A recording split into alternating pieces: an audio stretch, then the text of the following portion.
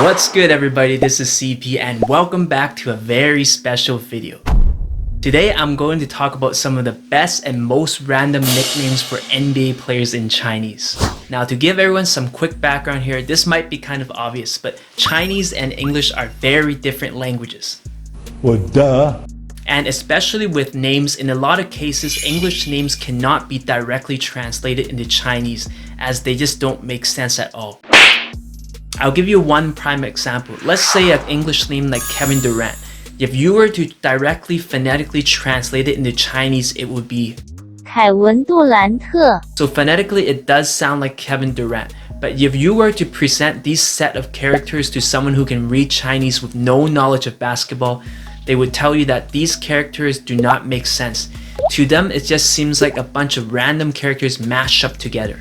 And as a result of that, many Chinese NBA fans got a little bit creative with nicknames. And instead of using their ordinary English names and phonetically translate them into Chinese, they got a little bit more creative and used other distinct features such as a player's style of play or something distinct about the player to generate their nicknames that way.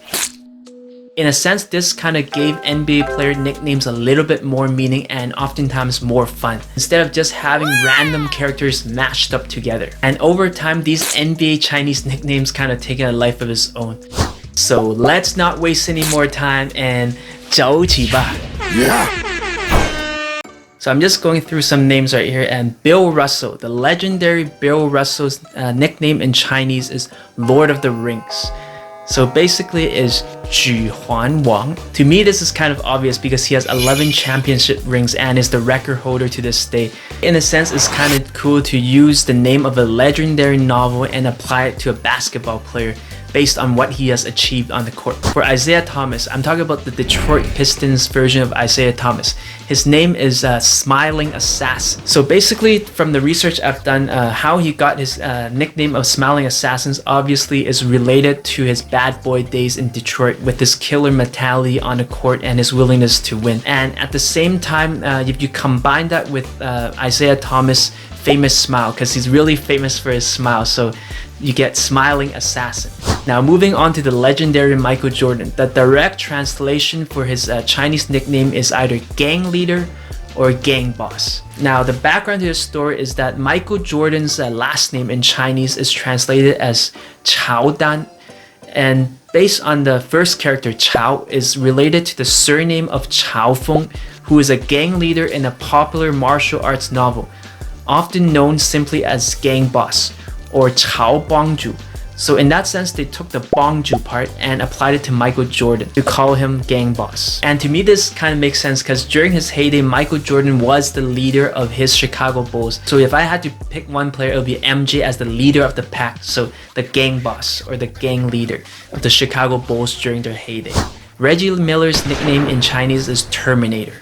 And to me, I think this is one of the coolest names ever because obviously Terminator is a legendary film, and basically from the research I've done, how Reggie got this nickname was because of his shooting ability. As we all know, Reggie Miller is one of the best shooters of all time, especially during his era where there weren't too many prolific three-point shooters.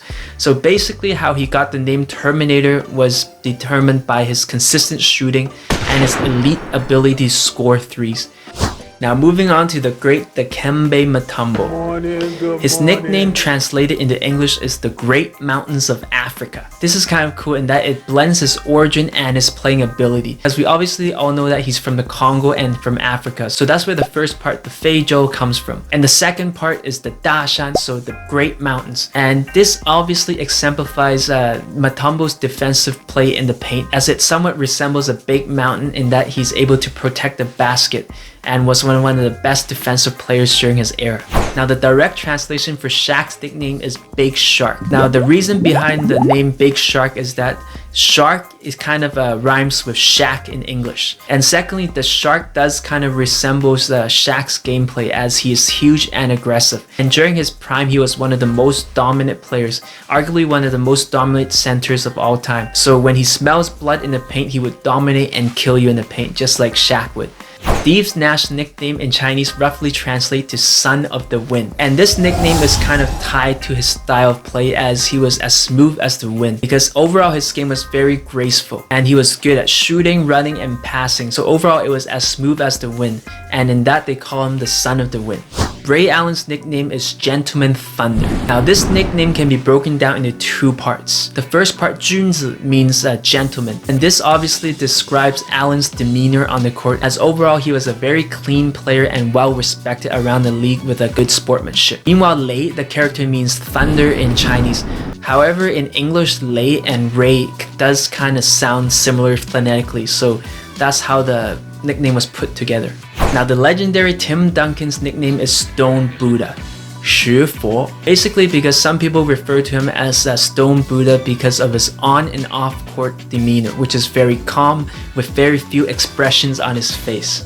Now moving on to one of the best Toronto Raptors of all time, Vince Carter. For a period of time, his nickname in China was UFO. Yes, UFO, that's pretty cool if you ask me, because UFO basically exemplifies his excellent bounce and insane dunking ability. So in relation to Vince Carter's gameplay, he was just like a UFO flying through the air and putting on a show for everyone. For San Antonio Spurs legend Manu Ginóbili, the direct translation of his Chinese nickname is Demon Blade. Yao Dao. The reason that Demon Blade or Demon Sword kind of stuck with him was because of his style of play, which is sometimes like poetry in motion. Although it is a bit unorthodox at times, however, some compare it to the likes of a demon in that he plunges into his opponents like a sharp knife. So in basketball terms, this is probably related to his slashing ability, as he's able to slash through traffic and score at the rack. So Demon Sword or Demon Blade for the legendary Manu Ginóbili.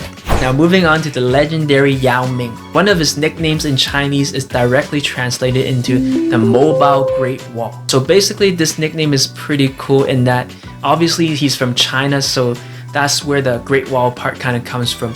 But at the same time, we can't forget about the fact that Yao was actually a powerful defensive force in the paint.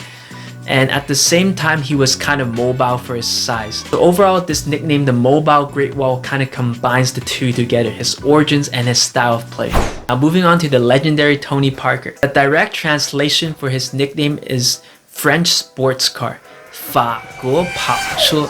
So basically the French part is kind of obvious because that's his nationality, but the sports car part kind of exemplifies his style of play on the court. As we know, during his prime, Tony Parker was a very fast player on the court, as he was able to use his speed to cut and break through the basket as fast as a sports car.